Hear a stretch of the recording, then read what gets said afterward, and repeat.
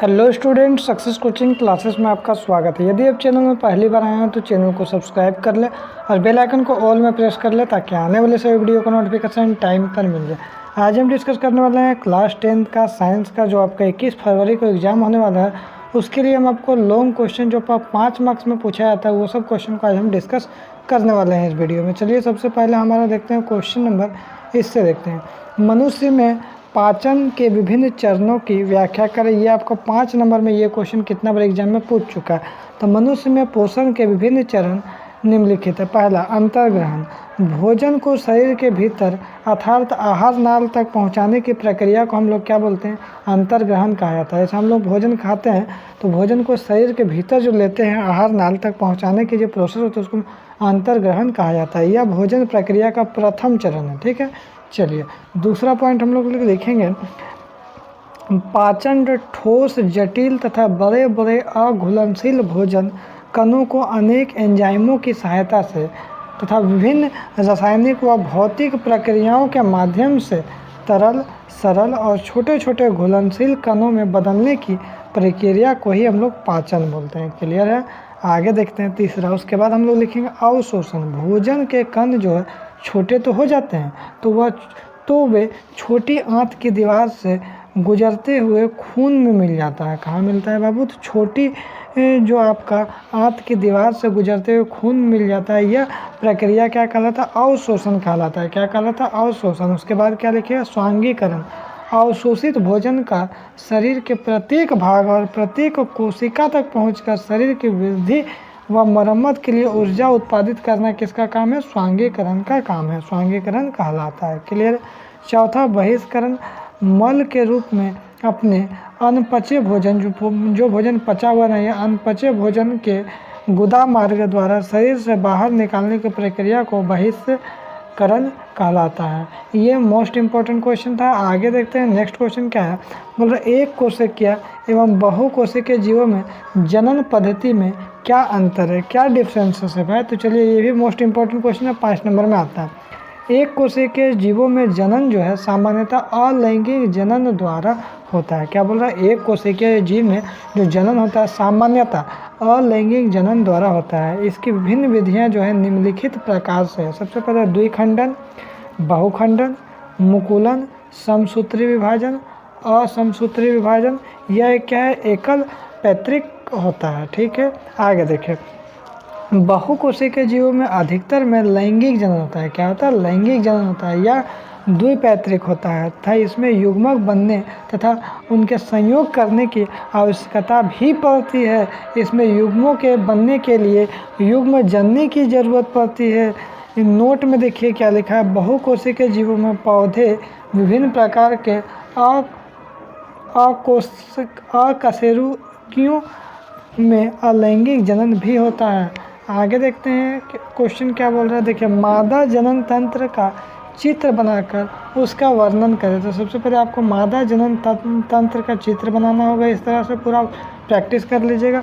ये वाला जो आपका क्या कहलाता है? अंडवाहिका कहलाता है। इसको हम लोग फिलोपियन ट्यूब बोलते हैं। इसको हम लोग क्या बोलते हैं? देखिए यहाँ और यहाँ पर 2 बार आपका फिलोपियन ट्यूब हो जाएगा अंडवाहिका। यहाँ और यहाँ क्या हो जाएगा? 2 ओवरी हो जाएगा जिसको हम लोग अंडाशय बोलते हैं। अब ये वाला जो पार्ट जो हमारा क्या हो जाएगा? गर्भाशय हो जाएगा जिसको यूट्रस बोलते हैं। अब ये वाला पार्ट को इसको ग्रीवा बोलते हैं, सर्विक्स बोलते हैं। और ये वाला जो पार्ट है उसको हम लोग क्या बोलते हैं?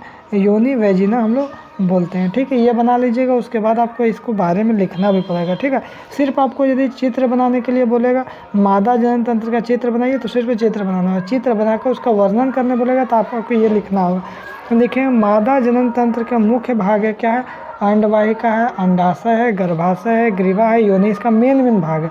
लड़की के जन्म के समय अंडाशय में हजारों अपरिपक्व अंड होते हैं। ठीक है, यौन आरंभ में इसमें से कुछ परिपक्व होने लगते हैं। 2 में से 1 अंडाशय द्वारा प्रत्येक माह में 1 अंड परिपक्व होता है। ठीक है, अंडवाहिका द्वारा यह अंड कोशिका गर्भाशय तक ले जाते हैं। कहाँ तक ले जाते हैं? गर्भाशय तक ले जाते हैं। और दोनों अंडवाहिकाएं संयुक्त होकर एक लचीली थैलेनुमा संरचना का निर्माण करता है, जिसे हम लोग क्या बोलते हैं? गर्भाशय कहते हैं। गर्भाशय ग्रीवा द्वारा योनि में खुलता है। मैथुन के समय शुक्राणु योनि मार्ग में स्थापित होते हैं जहाँ से ऊपर की ओर यात्रा करके अंडवाहिका तक पहुँच जाते हैं, जहाँ अंडवाहिका से मिल जाते हैं और निषेचित अंडा विभाजित होकर कोशिकाओं की गेंद जैसी संरचना या भ्रूण बनाता है।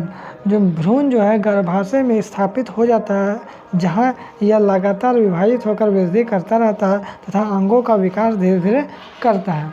आगे यदि देखते हैं नेक्स्ट क्वेश्चन हमारा क्या है, देखिए मानव उत्सर्जन तंत्र का चित्र सहित व्याख्या करें। यदि आपको कभी कभी क्वेश्चन क्या बोलता है, सिर्फ बोलता है जब मानव उत्सर्जन तंत्र का चित्र बनाइए, समझे, तो आपको देखिए मानव उत्सर्जन तंत्र का आपको सिर्फ चित्र बनाना है। देखिए ये वाला फिगर को एकदम पूरा अच्छा से एकदम प्रैक्टिस कर लीजिएगा। देखिए इसको हम लोग क्या बोलते हैं, ये वाला जो पार्ट है इसको हम लोग क्या बोलते हैं, वृक्क धमनी बोलते हैं। ये वाला पार्ट को हम लोग क्या बोलते हैं, वृक्क बोलते हैं। ये वाला पार्ट को हम लोग क्या बोलते हैं, वृक्क शिरा बोलते हैं। और ये वाला पार्ट को हम लोग क्या बोलते हैं, महाधमनी बोलते हैं। ये वाला पार्ट को हम लोग क्या बोलते हैं, मूत्रवाहिनी बोलते हैं। और ये वाला जो पार्ट हमारा है इसको हम लोग क्या बोलते हैं, महाशिरा बोलते हैं। ये वाला मूत्राशय बोलते हैं, ये वाला मूत्र मार्ग बोलते हैं। इस तरह आपको पूरा एकदम इसको प्रैक्टिस कर लेना।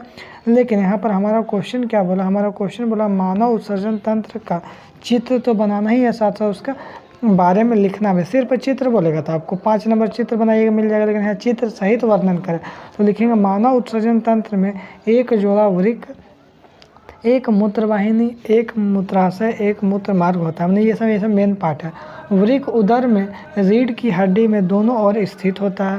प्रत्येक वृक्क में एक मूत्रवाहिनी मूत्राशय में खुलती है। मूत्रवाहिनियाँ वे नलियाँ होती है जो मूत्र को वृक्क से मूत्राशय में लेकर जाती है। यहाँ मूत्र जमा होता है और मूत्राशय क्या होता है, धीरे धीरे बड़ा हो जाता है। इसमें हमारे शौचालय जाने तक मूत्र को जमा करके रखता है। मूत्र मार्ग कहलाने वाली नली जो मूत्राशय से जुड़ी होती है